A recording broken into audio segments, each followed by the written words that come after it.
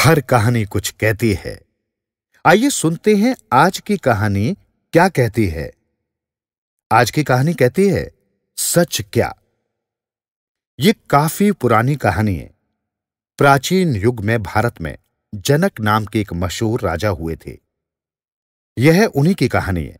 उनका सीधा परिचय दिया जाए तो वे भारत के लोकप्रिय ग्रंथ रामायण की नायिका सीता के पिता थे। वे शुरू से धर्म के बहुत बड़े खोजी थे। सो दिन दिन भर दरबार में धर्म चर्चा आयोजित किया करते थे। एक रात उन्होंने बड़ा ही विचित्र सपना देखा। उन्होंने देखा कि एक शक्तिशाली राजा ने उनके राज्य पे हमला कर दिया और पूरा राज्य तहस नहस कर दिया। यहां तक कि उन्हें जान बचाने हेतु दूर जंगलों में भाग जाना पड़ा। अब अकेली जान, घना जंगल, युद्ध और भागदौड़ की थकान, हार की मायूसी और उस पर भूख। अब इस घने जंगल में मिले क्या। कई दिन इस तरह बिताने के बाद एक दिन उनके हाल पे तरस खाकर एक राहगीर ने उन्हें एक रोटी दी। अभी वे पेड़ के नीचे बैठकर रोटी खाने को ही थे कि एक विशाल कौआ झपटा मार रोटी ले उड़ा। ये देख जनक चीख पड़े और चीखते ही उनकी नींद उड़ गई। नींद उड़ते ही उन्होंने अपने को अपने ही राजमहल के बिस्तर पर पसीने से लथपथ पाया।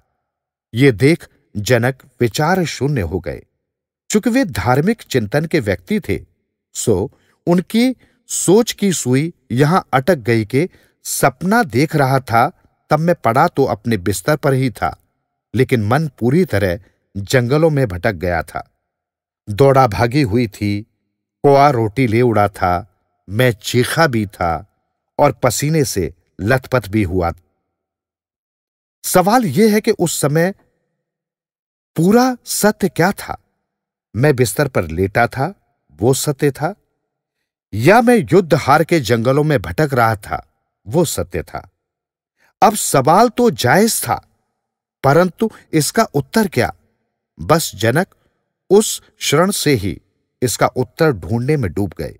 इसके अलावा उन्हें और किसी बात का होश ही नहीं रह गया था। वे दिन रात दरबार में धार्मिक धुरंधरों को बुलाकर सवाल पूछा करते थे कि ये सच है या वो सच। उनकी ये हालत देख परिवार वाले, मंत्री व अन्य सभी हितैषी बड़े चिंतित हो उठे थे। उनका काफी इलाज भी करवाया, पर कोई फर्क नहीं आया। उधर धार्मिक धुरंधर भी उनकी जिज्ञासा का कोई समाधान नहीं कर पा रहे थे। ये खबर उड़ती उड़ती उस समय के परम ज्ञानी अष्टावक्र के कानों तक पहुंची। वे तुरंत जनक के दरबार में पहुंच गए। स्वाभाविक तौर पर जनक ने अष्टावक्र से भी वही सवाल दोहराया। अष्टावक्र ने तुरंत हंसते हुए कहा, महाराज, न ये सच न वो सच। जनक तो चौंक गए, क्योंकि अब तक जितने भी लोगों ने बताया था, उन्होंने जनक की एक या दूसरी अवस्था को सच बताया था। खैर, इस हालत में जनक चौंके। ये भी उनकी वर्तमान दशा के लिए बड़ी उपलब्धि थी।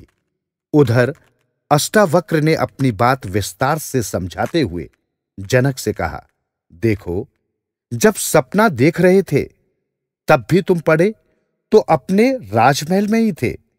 अर्थात उस समय तुम्हारा जंगलों में भटकना गलत हो ही गया। ठीक वैसे ही तुम सोचो कि वास्तव में तुम राजमहल में थे, तो भी उस समय तुम्हारा चित्त तो जंगलों में ही भटक रहा था। अतः उस समय तुम्हारा राजमहल में होना भी गलत ही हो गया। रिपीट। अतः उस समय तुम्हारा राजमहल में होना भी गलत ही हो गया। जनक को बात तो समझ में आ गई, लेकिन फिर भी उनकी जिज्ञासा ने एक नई उड़ान पकड़ी। उन्होंने अष्टावक्र से हाथों हाथ पूछा, तो फिर सच क्या है। अष्टावक्र बोले, सत्य तुम्हारा दृष्टा है, जो ये दोनों घटना देख रहा था। उसे इन दोनों में से किसी से कोई मतलब नहीं था। जनक की तो ये सुनते ही आंख खुल गई। उन्हें तो जैसे जीवन की दिशा ही मिल गई।